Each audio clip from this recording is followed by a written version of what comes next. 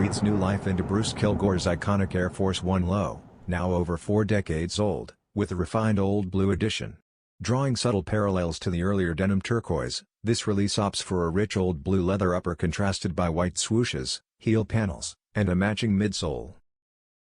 Completing the clean look, the radial outsole mirrors the same blue tone, delivering a balanced two-tone aesthetic. Its appeal lies in blending retro heritage with fresh, minimal updates, proving the AF1's enduring style. While Nike hasn't confirmed the launch date, it's expected on Nike.com before autumn ends. With timeless versatility, the Air Force 1 Low Old Blue caters to both dedicated collectors and casual sneaker fans looking for it.